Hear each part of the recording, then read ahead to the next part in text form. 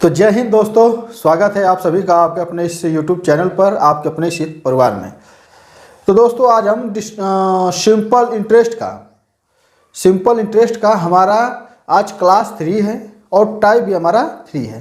आज का भी जो क्वेश्चन है बहुत ही इंटरेस्टिंग है और बहुत ही मज़ेदार है। पढ़ेंगे तो फिर जो है कि छोड़ने का मन नहीं करेगा, इतना गारंटी लेता हूँ। तो आप हमारे वीडियो में अंत तक बने रहिए और देखिए आज जो टाइप 3 का क्वेश्चन है इसको कितना बेहतरीन तरीक़ा से हल करते हैं। जो हम कल टाइप 2 पढ़ाए थे उसी की तरह ये क्वेश्चन है। फ़र्क बस इतना है कि जो पिछले वाले वीडियो में हम पढ़ाए थे वो मिश्र धन पर था गुना, और आज जो है कि साधारण ब्याज है। ठीक है ना। तो ऐसे तो आपको समझ में आएगा नहीं जो हम बता रहे हैं। तो क्वेश्चन जब हल करेंगे तो आप लोग को सब चीज़ समझ में आ जाएगा। क्वेश्चन जब यहाँ पर लिखेंगे, क्वेश्चन को पढ़ेंगे तो सभी चीज़ें अच्छे समझ में आ जाएगी। तो चलिए वीडियो की तरफ बढ़ते हैं और सवालों को देखते हैं और हल करते हैं। तो चलिए टाइप 3 का हमारा क्वेश्चन है। ये क्वेश्चन सेम कल के क्वेश्चन की तरह है। जो हमारी वीडियो बच्चे नहीं देखे हैं वो हमारी पिछली वीडियो जाकर देखें। ये क्वेश्चन देखने में सेम है लेकिन लगाने में सेम नहीं है। ठीक है ना। इस क्वेश्चन को हल कैसे करेंगे तो चलिए सवाल को पढ़ते हैं और देखते हैं। दिया है कोई धन साधारण ब्याज पर उधार दिया गया, 3 वर्ष में उसका साधारण ब्याज मूल धन का 3/5 हो गया। ब्याज की वार्षिक दर ज्ञात कीजिए। आज भी क्या ज्ञात करना है? दर ज्ञात करना है। अच्छा चलिए इसको पहले हल करते हैं। दिया है 3 वर्ष का समय और 3/5 ये गुना है। ठीक ना। तो यहाँ पर ये जो ऊपर है, ठीक है ना, इसको हम लिख लेंगे इसी तरह, बट्टा में ये भी लिख लेंगे, 3/5 हो गया। अब इस 3 का क्या करेंगे, इसमें गुणा कर देंगे। कल हम आपको यही बताए थे, इसमें आपस में क्या कर देना है, गुणा कर देना। हर में समय का गुणा करना है और ये 100% का कर लीजिए गुणा। अब यहाँ पर हम काट लेते हैं, 3 से 3 कट जाएगा और ये कट जाएगा 5 दूनी के 10, 5 दूनी 0 यानी 20%। 20% क्या हो जाएगा, हमारा उत्तर हो जाएगा ऑप्शन नंबर ए सही हो जाएगा। अब चलिए इसको समझते हैं कि आखिर ये 3 हम क्यों लिखे हैं। कल तो हम 5 में से 3 को घटाते थे, चाहे ऊपर से नीचे को घटाते थे। ठीक ना। लेकिन आज हम ऐसा नहीं कर रहे हैं। किस लिए नहीं कर रहे हैं चलिए हम बताते हैं। देखिए कल जो था हम जो लिए थे वो मिश्र धन का, ठीक ना, मिश्र धन मूल धन का जो देता था a/b गुना देता था। ठीक ना।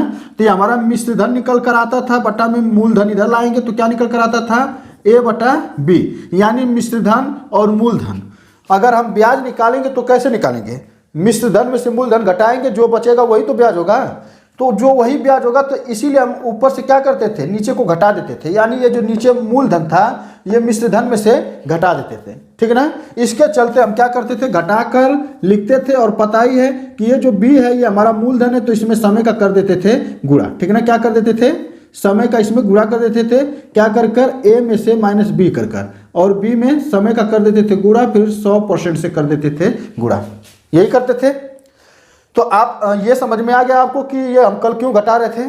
आज जो क्वेश्चन है वो क्या कह रहा है, ये कह रहा है कि उसका साधारण ब्याज मूल धन का कितना है, 3/5 है। 3/5 है। तो ब्याज बटा में मूल धन और ये क्या बचा, 3/5। तो यहाँ पर अब हमें ब्याज निकालने की ज़रूरत नहीं है, यहाँ पर ऑलरेडी ब्याज दे रखा है। तो बस इसी ब्याज को हमें परसेंट में बदल देना है। तो परसेंट में बदलने के लिए क्या करेंगे, मूल धन का और समय का करते हैं हम गुणा। ठीक है ना। 5 गुणे समय कितना है, 3 वर्ष, तो 3 हो गया। और वही 100% से करते थे गुणा आपस में, क्योंकि परसेंट में बदलना है। तो ये 3 से 3 कर गया, 5 दूनी के 10, 20% आंसर आ गया। इसके चलते हम क्या करते थे, इसको आज 3/5 का 3/5 रखे हैं। इतनी बात आपको समझ में आ गई। तो चलिए और क्वेश्चन इस पर करते हैं ताकि और अच्छे से समझ में आ जाए। चलिए अगला क्वेश्चन है 13 नंबर का हमारा।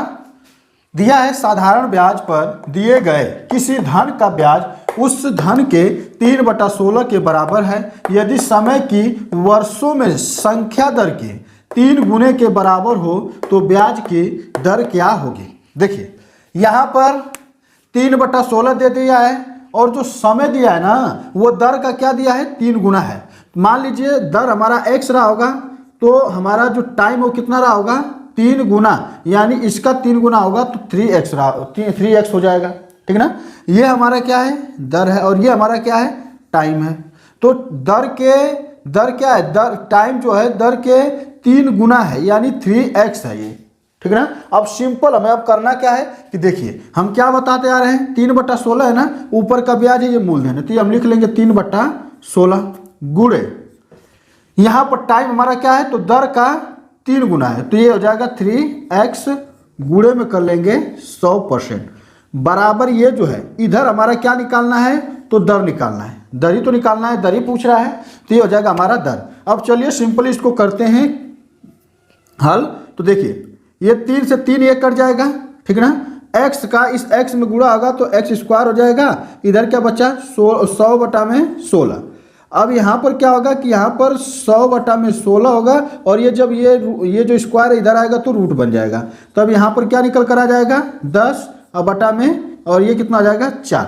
अब जब इसको हल करेंगे तो ये आ जाएगा हमारा 4 दूनी 4, 4 5 20, 2.5%। तो कहाँ है हमारा 2.5%, तो ये है ऑप्शन नंबर ए हमारा सही हो जाएगा। उम्मीद करता हूँ कि आप लोग को ये जो चीज़ बता रहा हूँ, ये जो सवाल का जो कॉन्सेप्टली ट्रिक बता रहा हूँ, आपको अच्छे से समझ में आ रहा होगा। फिर भी चलिए एक बार और बता देते हैं। देखिए सवाल को अगर आप पकड़ना सीख गए तो समझ लीजिए कि सवाल आप लगा लेंगे। यहाँ पर सबसे मेन पॉइंट क्या है, दिया है समय के बारे में, यदि समय की वर्षों में किसमें दिया है, वर्षों में संख्या दर की 3 गुने के बराबर हो, यानी संख्या दर मतलब वही परसेंट, ठीक ना, संख्या दर की 3 गुने के बराबर हो, यानी दर और ये टी आपस में क्या हो, बराबर हो, कब, जब दर का ये 3 गुना टाइम होगा तब, ठीक ना। तो ये क्या है, आपस में बराबर है। और मैं क्या बताते आ रहा हूँ कि ये ऊपर जो होता है ब्याज होता है, नीचे मूलधन होता है, मूलधन का गुणा हम समय में करते हैं और गुणे 100% कर देते हैं, क्योंकि हमें परसेंट में निकालना है, और इधर ऑलरेडी हमें x का मान निकालना है, यानी दर निकालना है, तो इसका कैलकुलेशन हमारा जो है कि आसानी से हो जाता है। यहाँ पर हम पहले इसलिए नहीं रखते थे यहाँ पर ये, क्योंकि यहाँ पर ये 3 गुना दे दिया है, बस अगर समय दिया रहता तो कोई दिक्कत नहीं रहता, हम सिर्फ इसी को लगाकर हल कर लेते, ये भी लिखने की जरूरत नहीं पड़ती, ठीक ना। तो उम्मीद करूंगा कि अब आप लोग को समझ में आ गया होगा। चलिए और क्वेश्चन लेते हैं, ताकि और जो इसमें कुछ जो बदलाव है उन सबको भी देख लेते हैं। चलिए दोस्तों 14 नंबर का क्वेश्चन है।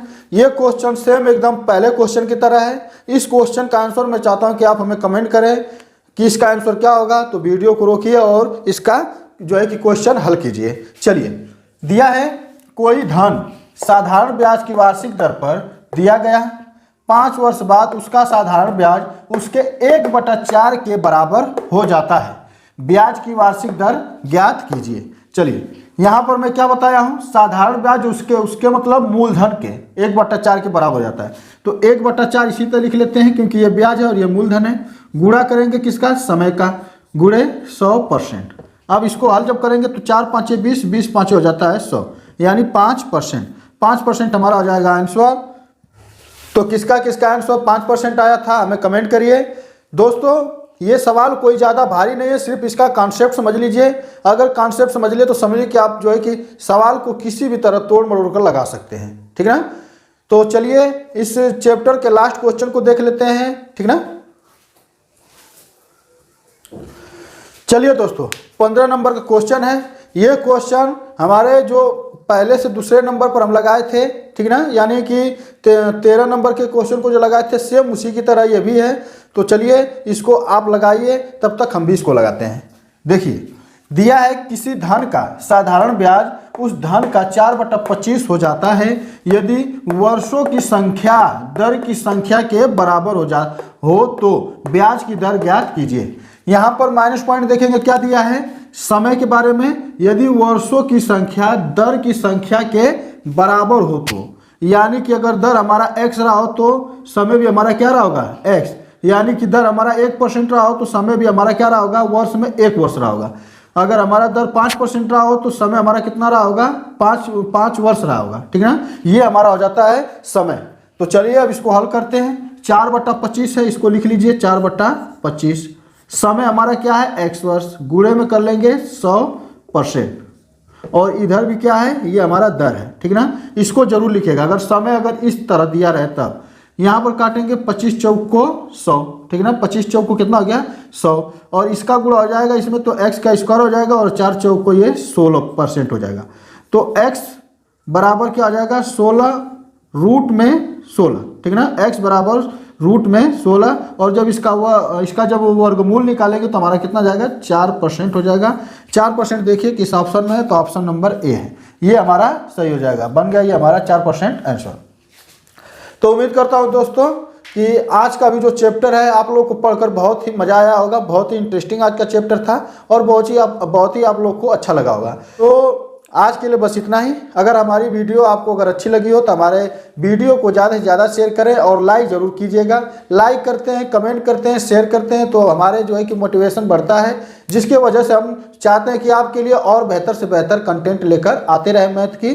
तो बस आप लोगों का जो है कि सपोर्ट चाहिए कि आप लोग हमें सपोर्ट कीजिए।